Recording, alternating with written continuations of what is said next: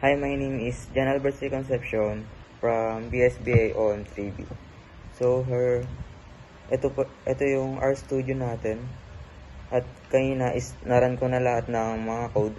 At ito yung ating history. Ayan. Makita natin si Jan. So, pagkaroon natin, makita natin tong data na to. So, makita natin dito.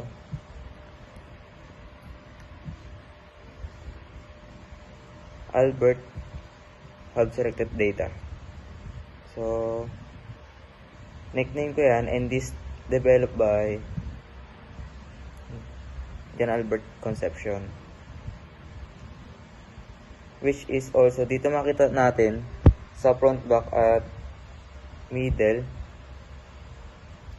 At sa baba, makita natin yung runs, shelves, and sales. Sa Davao, front 700, sa Cebu, front 1,000. And sa taas, makita natin itong total sales, 13,400. And average sales is 1,116. So, bali ay yung sales ng BSBA Home Store. Sa ano ba? Ayan. Dito makita natin yung data and the result. Here we can see the F value is 11.39. Ayan.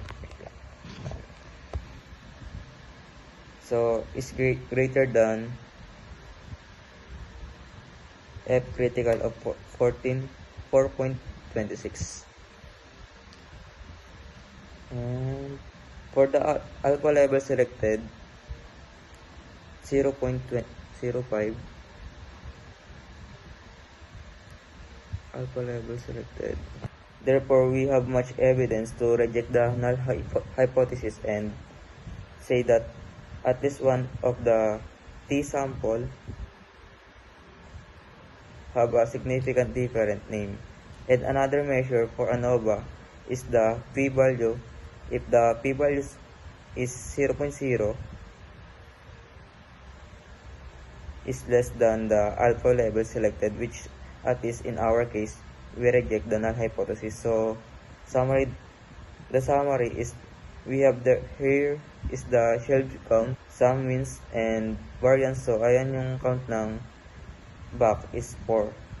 And the sum is 5,006. Summary.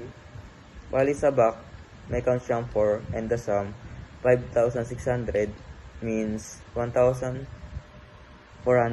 and the variance is 3333.33.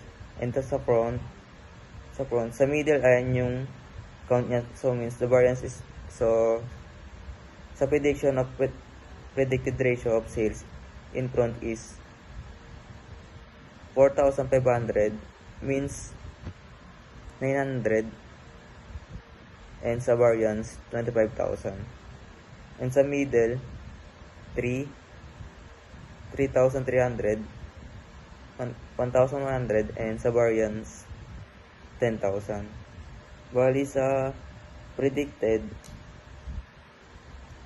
the predicted range of sales in front is 587.31 over 1,212.69.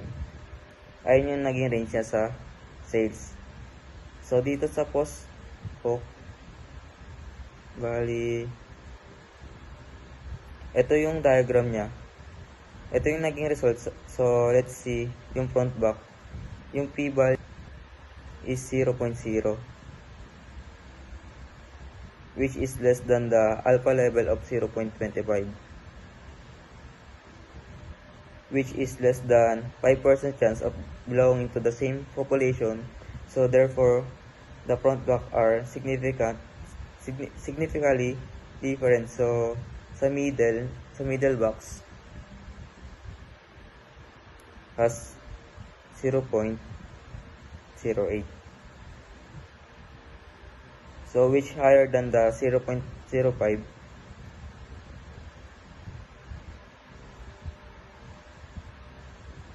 then higher than 0.05 alpha level more than 5% belonging to the same population. Therefore, middle and the back are not significantly different.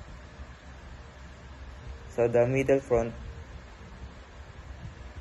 the middle front p values is 0.25, which is much higher than the alpha level of 0.05. It has high chance of belonging to the same population, so therefore the middle front and front are not significantly different. So again, this is developed by John Albert C. Concepcion.